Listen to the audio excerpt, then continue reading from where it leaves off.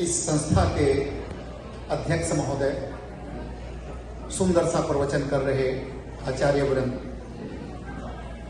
हरिद्वार से पधारे मेरे अग्रज श्रेष्ठ और भक्त रूप में यहाँ पर क्या कहूँ, इस रूप में पधारे हुए यहाँ पर मेरी बहनें, मेरे भाई, स्नेहिल प्यारे बच्चों, मुझे लग नहीं रहा है कि हम मानव रूप में यहाँ हैं। प्रतीत हो रहा कहीं और चले आए, जैसे यक्ष, किन्नर, गंधर्व, विद्याधर, इस श्रेणी के हम सब जन बैठे हुए इस सुंदर से सभागार में। और इसमें इस सभागार सामान्य भवन नहीं है। मुझे पता चला है कि ये शादी के लिए एक विशेष भवन है। पाणी ग्रहण संस्कार होगा, बेटियों की शादी होगी, एक ऐसे पुनीत प्रासाद का भवन के हम प्रत्यक्षदर्शी बने हैं, मेरे लिए सौभाग्य की बात है।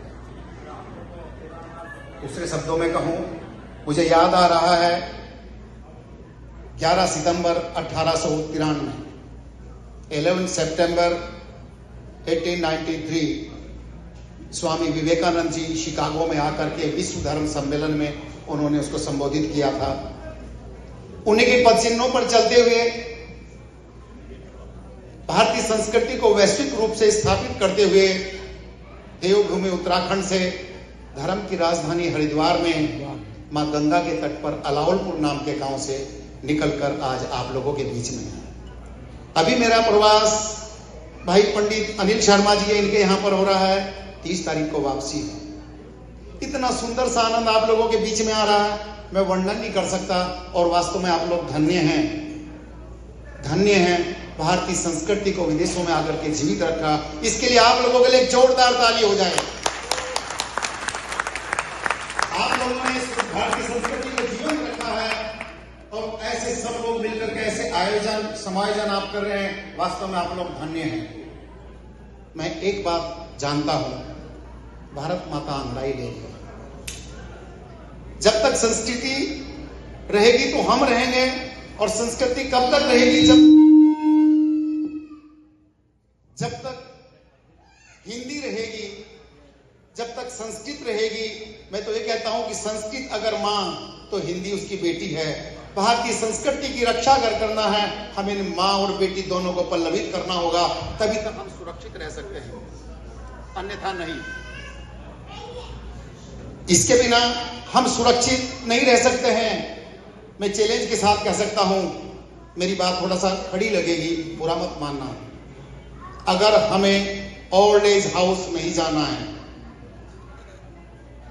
तो बच्चों को संस्कृत और हिंदी जरूर पढ़वाइए।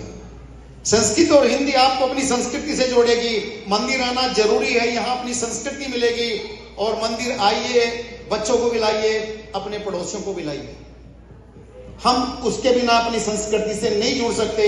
हरिवंश राय बच्चन की पंक्तियां हैं, आंखों में हो स्वप्न लेकिन पैर धरती पर टिके हों। कितनी उड़ारी मारे, परमात्मा करे और तरक्की करें, लेकिन अपने रूट से ना जाए।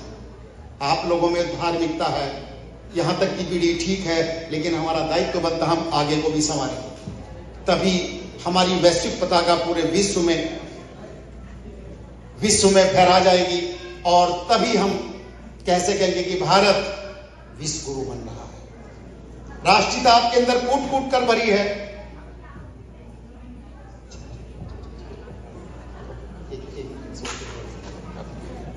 एक समय की मर्यादा है, 1 मिनट में। एक व्यक्ति चला जा रहा है जंगल में, एक पेड़ में आग लगी है, उस पर कुछ पक्षी बैठे हैं। उस पक्षियों को देख करके उस व्यक्ति ने कहा, जबकि उनके पास पंख हैं, पक्षी उड़ भी नहीं रहे हैं। वो व्यक्ति उन पक्षियों को देख के कह रहा है कि भाई क्यों नहीं उड़ रहे हैं? आग लगी पेड़ में, जले डाल और पात, हे पक्षियों तुमको जल रहे जब पंख तुम्हारे पास। पक्षियों ने उत्तर दिया, फल खाए इस वृक्ष के और गंदे कीने पात, अब धर्म हमारा यही है, जल मरे इसी के साथ। अर्थात हमने भारत माता अपने देश की संस्कृति को लेकर के जीवित किया है। जैसे पक्षियों ने पत्ते गंदे किए, उसके फल खाए, उसी प्रकार से आप पल्लवित हैं। समय की मर्यादा है, मैं जानता हूं मुझे समय दिया गया, उसके लिए हृदय से बहुत बहुत आभार धन्यवाद कहता हूं। और अंत में सर्वे भवन्तु सुखिनः। सर्वे सन्तु निरामया, सर्वे भद्राणि पश्यन्तु मा कश्चित् दुर्भाग् भवेत्। ओम शांति। ओम शांति।